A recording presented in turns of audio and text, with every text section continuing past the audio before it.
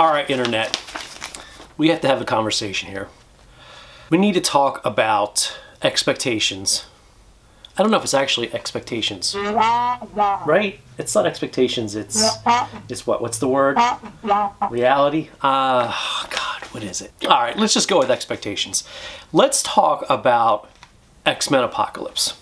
Now, I saw it, and before I saw it, the weeks coming up to it, I guess since Civil War, there was press screenings and some yokels have seen it, and it was getting mixed reviews. Here's the thing that we need to talk about, Internet. We have to dial back the vitriol, the anger.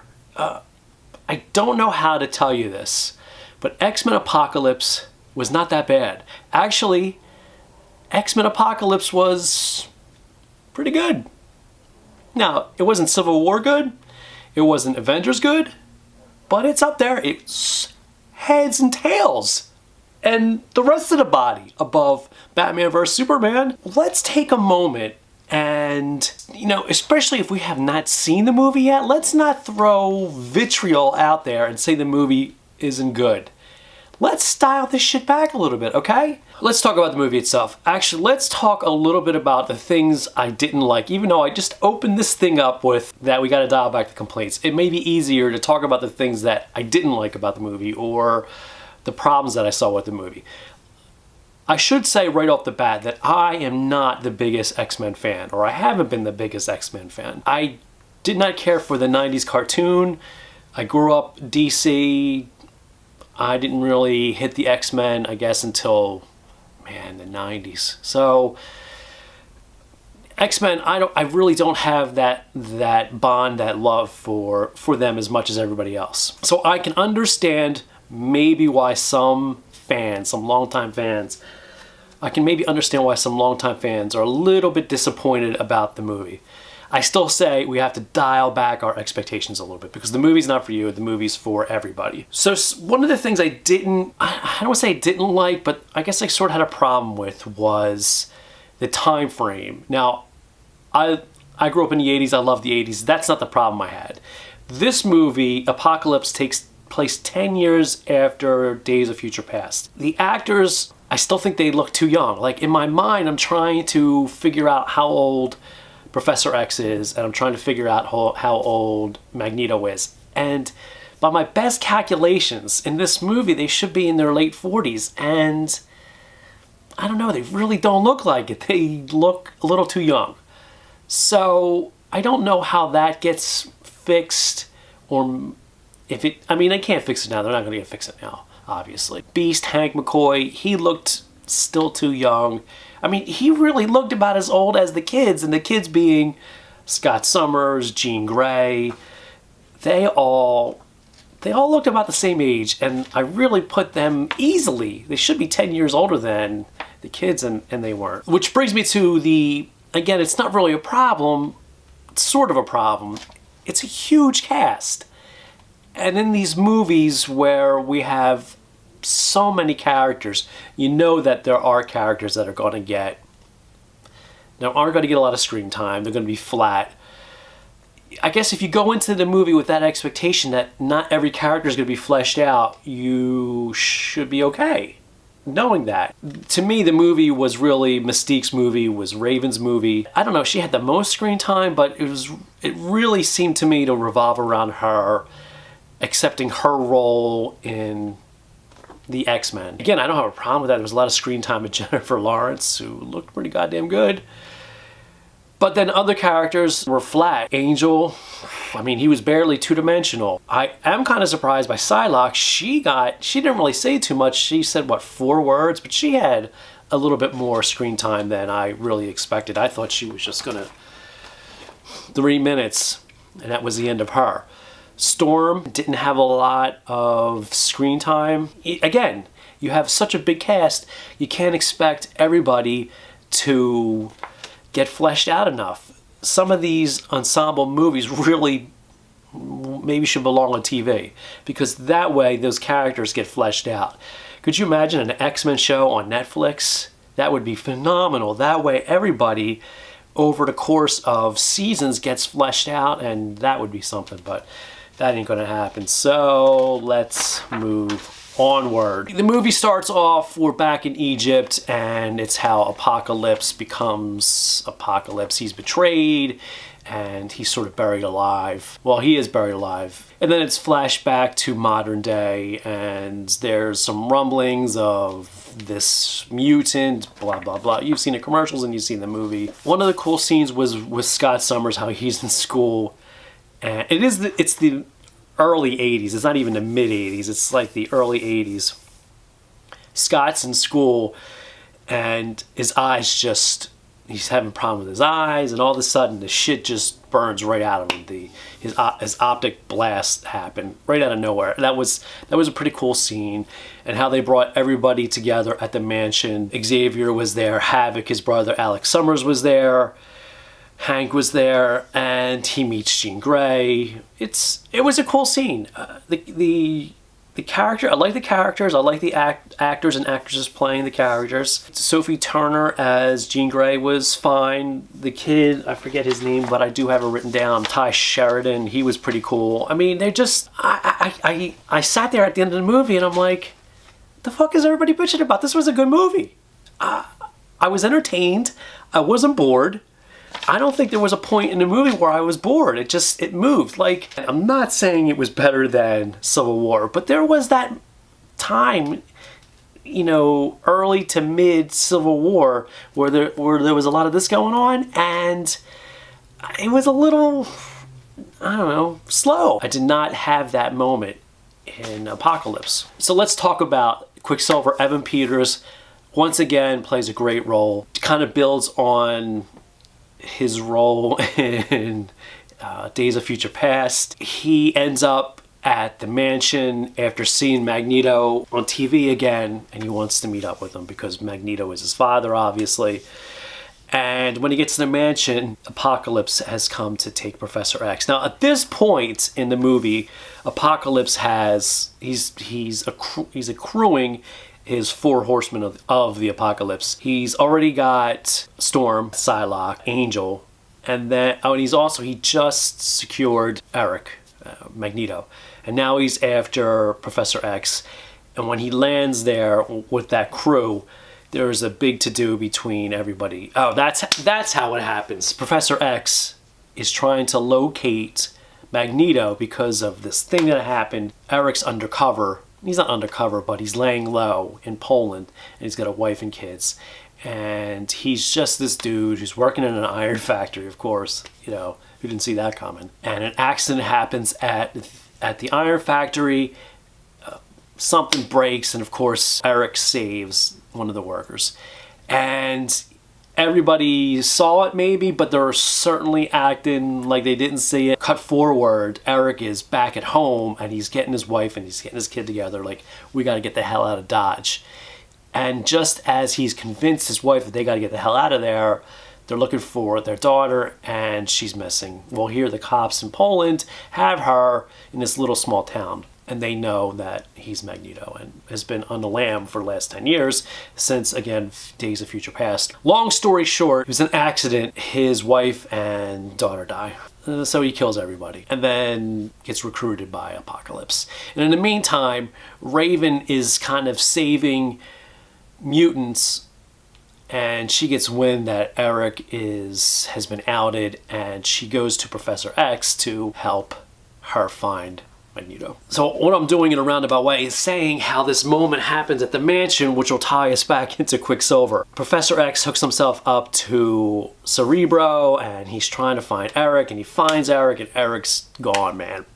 He is G-O-N, gone. He is with Apocalypse and the other horsemen, and Apocalypse is like, whoa, what's going on over there? Who is he talking to? And he finds out about Xavier. Apocalypse finds out about Xavier. So he grabs the horseman and he goes over to the mansion. Teleports him to the mansion. And then there's this big to-do about getting Xavier with the horseman. We don't know what his plan is because he's already got the 4 horsemen, but he's going to do something with Xavier. And to unhook Xavier from Cerebro, Havoc just... It's a shame, man. Alex Summers, you know, he does his Havoc thing. and he destroys Cerebro to free Professor X from the clutches of Apocalypse before he gets there, blah, blah, blah. And after they grab Xavier, Havoc sends one of his Havoc bolts out, whatever the fuck it is. And long story short, ends up destroying the mansion, which happens to be at the same time Quicksilver shows up.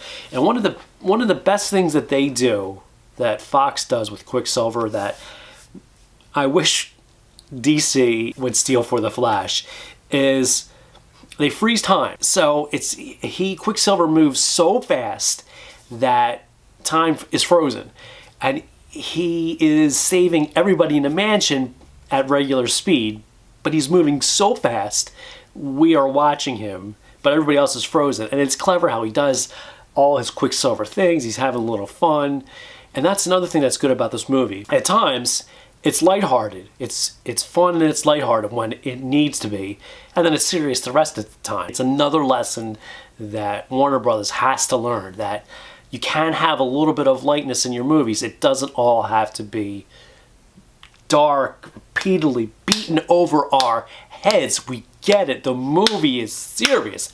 Let's have a little bit of fun. And Quicksilver brings that. He saves all the kids, saves everybody, not just the kids, except for Havoc. Havoc, I'm guessing, dies in the explosion. He can't find his body, but after the explosion, Stryker, who's still a dick, lands and takes Mystique. Oh, he takes Hank. He takes Quicksilver. Somebody else, I forget off the top of the head. All the kids are knocked out except for Cyclops, Jean Grey, and Nightcrawler. They manage to evade Stryker. Anyway, Stryker takes them to his little facility, I guess in Canada.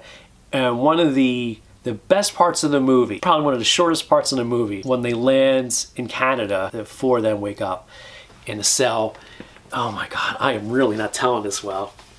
Anyway, Jean and Scott and Kurt all come across while they're in the compound trying to save Mystique and that band, come across a being. Jean knows who's in there in this enclosure. You can't even call it a cell because there's no windows, nothing. Well, who's in there? Of course you know who's in there. Wolverine's in there. And when she frees him, I gotta tell you, again, I'm not the biggest X-Men fan. Even I got excited when that door opens up. Out comes Wolverine, and honestly, I didn't even think they were going to show his face. But he's got that helmet on, that Weapon X helmet on, and he's all hooked up to that helmet, and they call him Weapon X. That my friends, is fan service. It was great, and Logan just goes nuts. I mean, he doesn't know he's Logan. He's so fucked up on the head. He destroys everything and everybody. He just is, oh man, it was a brutal scene. And at the end, he's about to leave. Jean goes up to Logan, kind of gives him some of his memories back, and Logan takes off. Now, I guess sort of the problem is, where does Logan fit in, Wolverine fit into this continuity mess that's been created? But that's a story for another day. I say that because he's got a thing for Jean. I mean, he had a thing for Jean. And his Jean is way older than the little girl Jean that kind of gave him his memories back. So who knows where that stands. And if that's one of the things that annoys the X-Men fans out there, I get it. It doesn't bother me any. But it's just, to really enjoy these movies, sometimes you gotta let the continuity bit go, unfortunately. Let's just fast forward because I'm running out of time. This is already 20 fucking minutes. I'm gonna have to edit the shit out of this. So it's the end, and his plan, Apocalypse's plan for Magneto, is to transfer his consciousness, Apocalypse's consciousness, into Professor X, because Apocalypse has all these other powers. He's going to merge himself into Professor X and tap into everybody, control everybody, which, I don't know, sounds kind of dumb, but whatever. So that's his plan. And of course, the kids are there, the kids being Jean and Scott, and it's just a great scene because Magneto is all torn up. He's literally tearing the earth apart. I mean, literally tearing the Earth apart. Mystique kind of convinces him in a weird sort of way to let it go with Apocalypse, but in the meantime, there's fighting all over the place. Psylocke is fighting Beast, and Storm is fighting the other kids, and there's just fighting and carnage and wreckage. They save Xavier, blah blah blah. They ends up back in the jet, and another cool scene is there's a link between Apocalypse and Professor X. They face off, I guess, in Xavier's mind, and that first couple minutes when they're facing off in Xavier's mind was awesome because Xavier was handing it to him. He was beating the shit out of Apocalypse, but of course Apocalypse gets the better of him, and he's on his way to once again to merge himself into Xavier, sets up, who else? Jean Grey, to channel the Phoenix. Now, they didn't call her the Dark Phoenix, but they certainly, when she let go, that Phoenix rose out of her. I mean, literally rose out of her. And I guess they all live happily ever after. I think that's it, man. I mean, this is so fucking long. I don't even want to go any further. And then just to back it up a couple steps, when Apocalypse is merging with Xavier, that is how Xavier loses his hair. And that was a clever tie-in to make him bald. The convergence, he lost all his hair. Earlier in the movie, Apocalypse powered up Storm, and when he powered up Storm, her hair changed from brown to white. So they sort of set it up that he was going to lose his hair. Man, I am going long here. All right, so to wrap this shit up, X-Men Apocalypse, it was a good movie. That's it. I got nothing else to say. It's worth saying. If you're a diehard X-Men fan and you can put that diehardness away and just enjoy the movie for what it is, you'll have a good time. If you're a casual fan, go see it. You'll have a good time. It is way, way, way better than Batman vs. Superman. Sorry, but it is.